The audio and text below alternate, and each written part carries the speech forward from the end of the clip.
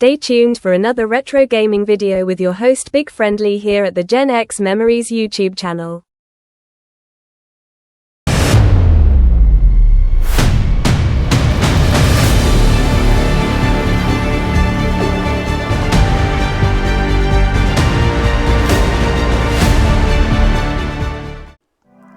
Hello my friends, Big Friendly with Gen X Memories. Welcome back to the channel. I figured this time we'll stay with Activision and do another popular Activision classic called Megamania, released back in 1982. So let's go ahead and play a game and then we'll go from there. All right. Okay, now Megamania was made by Steve Cartwright. It's a shooter, but I will give Activision and Cartwright credit for trying to mix it up and not just be the same old. You know, now I wouldn't know what these items were if I was reading the instructions. Like these are cookies. Would have been cool if they could have put a white line in the middle of them. Then they would look like those. Did y'all ever go to Bible school, or maybe when you were in kindergarten? They'd always have those crummy cookies, the cheap kind that come in the big pack. That are always on the bottom of the rack at Walmart. They're the cheapest ones. Anyway, that's what made me think about it. Now the scoring, you start out at 20, then it goes 30, 40, 50, on all the way up to 90 points, and it just stays at 90 thereafter. These are supposed to be bugs crawling across the screen. Now the cool thing is if you finish, you know, every wave, you start over, but they change things up. They change colors, and they also change their movements. And that's really, these are radial tires, and you can kind of see, I can kind of see that.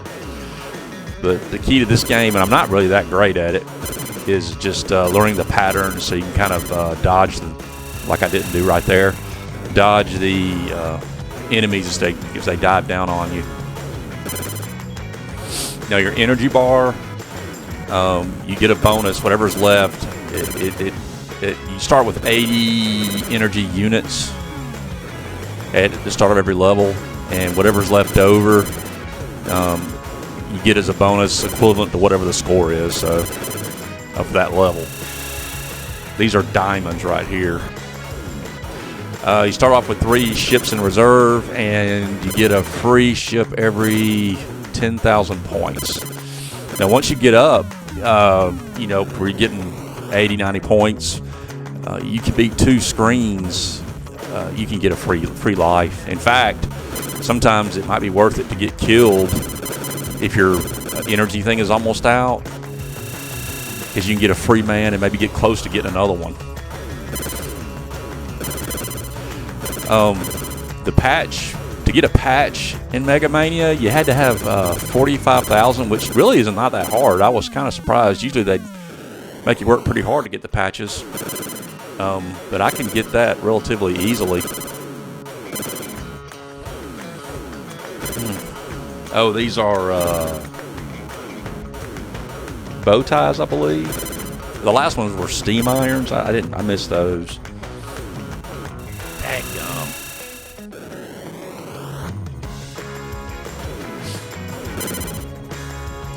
This game came out in September of 1982, and even by then, we all know 83 was really, I would say, was the year where things really started to get saturated. Now this is I think these look better than any of them. These are called space dice.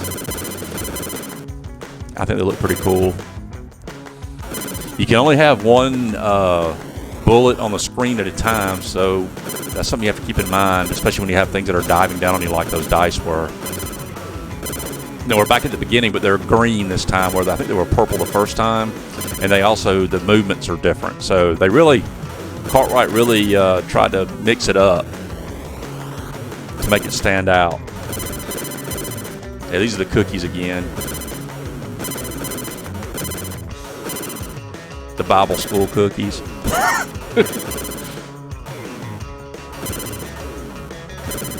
All right. Your ship is called a mobile blaster. There's now the default is the guided shots. That's what I always play. I guess if you want to make it harder, you could play the second variation. There's two where it's not guided.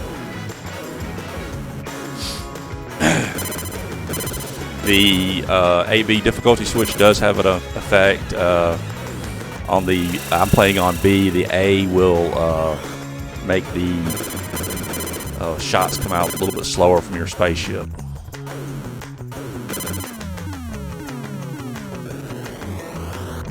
See, I could already get a patch. Now, I think I'm done. They're coming down so fast and different. Yeah, that's it. I'm done. Cool game though. Another great one by Steve Cartwright. This was a 1 million copy seller. That's all I could find. If any of y'all know any more about the numbers, but on Wikipedia and a couple other places I could find, that's all I could come up with. Was it was a 1 million copy seller game. So definitely one of Activision's best selling titles. And I know a lot of people consider this one of their favorite games of all time.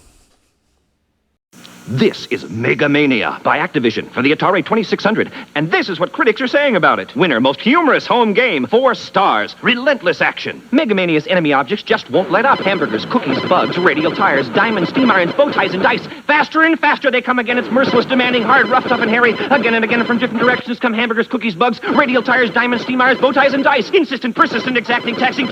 This is no ordinary mania. This is Megamania. Another hit by Steve Cartwright for Activision. Hey everybody, real quick, just wanted to say if you're enjoying the video, I would really appreciate it if you'd hit that like button. It really helps me out. And if you haven't subscribed to my channel and you're liking my stuff, please subscribe. And please share the video with your friends if you have any friends that like retro gaming. I appreciate it. All right, let's get back to the video. Okay, I got some reviews. I found 3. From 3 of the big publications from back in the day. First one, Electronic Fun with Computers and Games, November 1982. This is actually their premiere issue, Volume 1, Number 1. And what did they think about Megamania? They gave it 3 out of 4 joysticks. This new game is billed by Activision as a space nightmare because in it you are attacked by commonplace everyday objects such as hamburgers, bow ties, and radial tires. After playing this game, you will never again feel safe in a McDonald's or a Firestone dealership. The game is both ingenious and frustrating. There's none of the predictability of Space Invaders. It has lots of excitement and requires lots of practice. Because the flying space objects move in such a jerky, random way, it's very hard to develop any particular strategy except to shoot them up and avoid them and get in a lot of playtime before you challenge any of your friends. Okay, the video game update, September 1982, Volume 1, Number 6. Let's see here. I know I saw it. There it is. They gave it 3.5 and 4 stars. Activision as a company has many fans among video gamers, and they won't be disappointed in the latest releases. Megamania, subtitle A Space Nightmare, is a dazzling and relentless action game of the Space Invaders genre. Don't be put off by the description of the invaders as hostile hamburgers, celestial dice, and the like. This game is anything but silly and is one tough contest all of the way. You know, Pitfall also came out this same time, and they gave it 4/4. So Pitfall was such an immediate hit, it might have overshadowed just about everything for the Atari at that time. Electronic Games. Now, this magazine, to me, was probably the most popular. Let me know if y'all disagree. I feel like it was the one you saw the most back in this time. And let's see here. Oh, I'm sorry. This is November of 1982.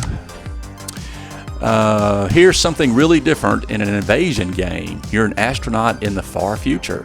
After a particularly hard day of intergalactic dogfighting, you overdo the junk food a bit. Sitting at the planetary control panel, you doze off into the most bizarrely compulsive video game nightmare ever conceived by man. Wave after wave of junk food and some plain old junk whizzed toward you from every imaginable direction. Whoever dubbed Steve Cartwright's second Activision video game following barnstorming, Megamania had the right idea. This is definitely the most habit-forming home video game to come along in a long time. The game's delightfully varied play, mechanics, wacky graphics, and amusing audio all blend to make Megamania a 4-star delight. This is an example of Activision at its whimsical best, employing delightful graphics, a nutcase concept, and unbeatably compulsive play value not to be missed. So it seems that generally it was well received. I don't know. I couldn't find any more. I looked for a while. It took me a while just to dig these up, but I couldn't find any others. Usually I like to find one where somebody kind of complains or they don't really like it, but I couldn't find one. Okay, over at Atari Age now, Megamania, like many of the Activision games, had two formats. You had your standard cartridge. This one actually looks like it's in pretty good shape. It doesn't have too much of the bleed-through factor that you often see. It was a common plus, too. It's pretty easy to find. And you also had the blue label. And let's see, there you go. There it is right there. Belonged to somebody named Rhonda a long time ago. But the blue one is a 5, so it's a lot harder to come across. I always preferred the plain ones myself. I don't think I ever owned a blue one back in the day. Okay, over to Atari Age. We were just at Atari Age. Over at eBay, there's a lot of Megamanias available for sale. Loose copies are cheap. 2 carts for $10 plus shipping. There's a complete one with some initials on it for $33. Let's see. There's a blue one that's in rough shape for only $5. Wow, you got to go get that if you want the rare version of it. There was one. There wasn't too many whole ones on here, just mostly the loose ones. There was one that was down here a ways. There's a couple more of the blue ones that they're a little more expensive. Of course, you have these folks. I think they're out of their mind. But there it is. Activision Megamania, Atari 2600, rare first print orange box, new seal, $359. At least you get free shipping. Now, let's see what we got going. Any whole ones? See, there's one for $4 right there, plus $6.55 shipping. Any whole ones? There's one with a manual for $12. Okay, this is the one that I bought right here. I got it for $20. The box is actually in really good shape, though. I was real happy with it. It's even got the old price tag on it, but it didn't come with an instruction manual, so I had to buy that separately. But I got one that's in good condition, so I got the complete game. It probably cost me about $26, $27 altogether. So I'm cool with that, just because the box is I guess you'd say near mint.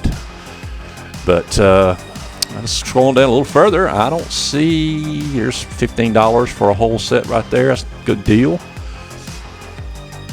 I don't see any. I was wondering if there might be one of those sealed copies that has never been opened. You know, you have those, and there used to be somebody that'll jump on something like that. Check that out. There's a Brazil version, CCE. There's one with everything. Ah, man, that's actually not bad. I'm not sure how good that box is, but I mean, it's got all the, everything. So that's sweet. All right. Oh, look at that, $10 for that. Ooh, that's a good deal. Somebody did not know what they were selling. A quick shout out to the following websites for their hard work and for helping to preserve retro gaming for all of us to enjoy: the Internet Archive, Atari Age, and Atari Mania. Thank you. Thank you, everybody, for watching. Don't forget to like, subscribe, and share. See you next time. Bye-bye.